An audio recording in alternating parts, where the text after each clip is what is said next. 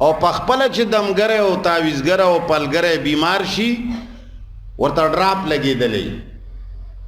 او ته چې بیمار شي ستا د کینسر علاج هم هغه په چفکي کوي او ته بیا هم نه پوهېږي نو چې نه پوهېږي خو بس نه پوهېږي یره جی ما خوب کې رسول الله لیدلی دی د دې خوب معنی راته وباسه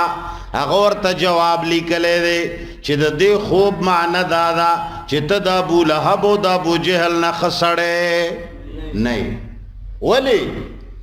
ابولهب او ابوجهل رسول الله په ویښه لیدلی و او تا خوب کې ولید څه دنیا دی ورانه تعویزګر چې راوځي دا دمګر او د بلا شی خلق ورته راځي دا د تعویزګر غلطي نه ده یوازې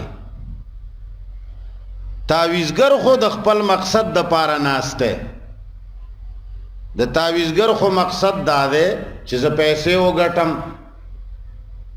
د تعویزګر مطلب دا دی زه اوبه خرڅې کم زه سره صحیح د مشکو د عنبرو په قیمت خرڅه کم ما سره د خلکو تعلق جوړ شي زه ښځې وګورم زه مالداران پکې ملګري کم زه افسران ځان له محتاج کم د هغه خو دنیوي مقاصد دي ته څه له ورغلی د څلورو پښو خره تاله پکې څه فایده ده د تعویزګر او د دمګر خو فایده ده پیسې د نه اخلي د تعویزګر او د دمګر خو فایده ده ستا ښځه ګوري لور دی ګوري پیسې اخلي نور بلا شی فائدې دي چې ما بیان کړې تاله څه فایده ده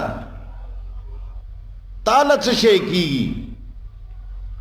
که په دمونو تعویزونو باندې خلق جوړېده اسپتالونه به ناکام وی څوک لیونی دی چې په 15 روپۍ دم کیږي او دی په نارت ویسټ کې ځان باندې 2 لک روپۍ لګوي او پخپله چې دمګره او تعویزګره او پلګره بیمار شي ورته ډراپ لګېدلی او ته چې بیمار شي ستا د کینسر علاج هم هغه په چفکي کوي او ته بیا هم نه پوهېږي نو چې نه پوهېږي خو بس نه پوهېږي نو الله فرمایي چې د ځان صفتونه څوک کوي دا ناکاره خلق دي نن پیران د ځان صفتونه کوي تعویزګر د ځان صفتونه کوي څنګه کوي یره جی ما خوب ولید شپې راله یو سپین ږیری راغی ما خوب ولید ما رسول الله ولید دا ته د ځان صفت کوي که که تا رښتیا رسول الله لیدلی نو غلی کښېنه خو پټې وساته که الله در باندې انعام کړی دی دا انعام پټ که ځان لا که چېرې ته رښتیا بزرګ او نیک سړی نو نیک سړی خو د خپل مینې او د عشق حالونه چاته نه وایي دا به د دنیا ټولو نه لوی کمقل وي چې هغه د خپلې معشوقې حال سبا خلقو ته وایي یره جي زما ښځه داسې ده یره جی ما پلنی خاندان نه واده کړی دی یره زما د ښځې سترګې داسې دي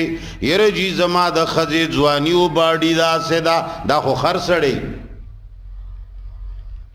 نو دا خو ستا د عشق او د مینې خبرې دي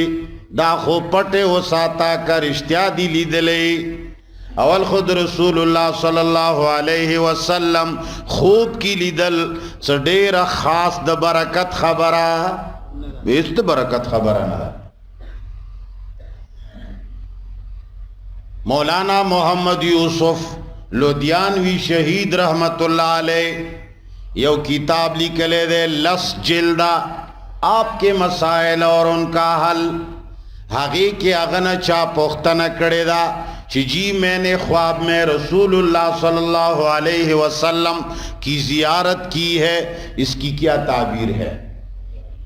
وہ پختوں پوردوں پوئے گئے کہاں یر جی ما خوب کی رسول اللہ لی دلے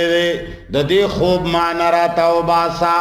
اغور تا جواب لی کلے دے چی دے خوب معنی دادا چی تا دا ابو لہب و دا ابو جہل نخسڑے نہیں ولی ابو لهب او ابو جهل رسول الله په وی خلیدلو او تا خوب کې ولید څه دنیا دی ورانه مولیان خاصه خلق تو تخیجی اور رسول الله دی لیدل ته ډېر بزرگ سړی ورکشه لري رسول الله ابو جهل هم لیدل مخامخ لید سحر بیگا به لید ابو لهب هم لید ابو طالب هم لید کعب ابن اشرف هم لید یهود هم لیدو نصارا هم لیدو څه د کمال خبره ده الکه جواب خوراک ده د رسول الله لیدل ایمان سره د رسول الله لیدل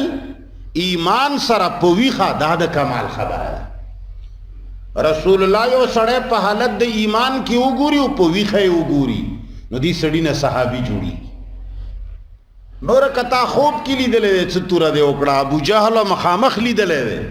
خو ایمان په نه وروړې او ستام په ایمان نشتا چې وې دې دا خبره به ډنډوره کوله نه دا پټه خبرې دي دا څوک نخ کار کوي خود دکاندارې د پاره دی لیدلې ځکه خو وایي کنه کتا د الله د پاره لیدلې یا د رښتیا لیدلې او ته مسلمان سړی خو پټه وساته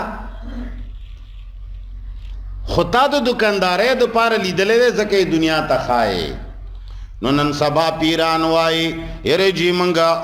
یره جی دا خود رسول الله اولاد ده دا د رسول الله اولاد ده ابو لهب څوک د رسول الله ترو ابو جهل څوک د رسول الله تربورو تو ترز وای دا خو څه کمال نه دی د چا خاندان کېدل کنعان څوک و د نوح علیه السلام زوی تکسور کافرو قابل څوک و د آدم علیه السلام زوی ظالمو نو د چا خاندان کې کېدل د چا نسب کې راتلل څه د کمال خبره د کمال خبره دادا چې ته د حبشو تک تور سړی وې لکه بلال خو چې تا د رسول الله صلی الله علیه وسلم تابعداري کړي ته د هغه غلام وې د رسول الله عقیده د خپل کړي دغه کتاب د خپل کړي د هغه طریقې د خپل کړي او که د هغه طریقې د خپل کړي نیوي ته د رسول الله ورور شي زوی شي هیڅ شی درنا نو الله فرمایي دا کار خلق خنه کوي نن پیران وای یره جی منګه د رسول الله اولاد یو یره جی دا مبارک راغه او دا مبارک لاړ دا مبارک راغه او دا مبارک لاړ الکه دا څنګه مبارک ته چې د رسول الله اولاد ده الله فرمایي الم تر الى الذين يزكون انفسهم ځکه خلق تاسو ته قرآن وایي چې قرآن وایي تعالی پته ولګي چې مبارکان په دنیا کې خلقو کې دا بس مبارکی سړیا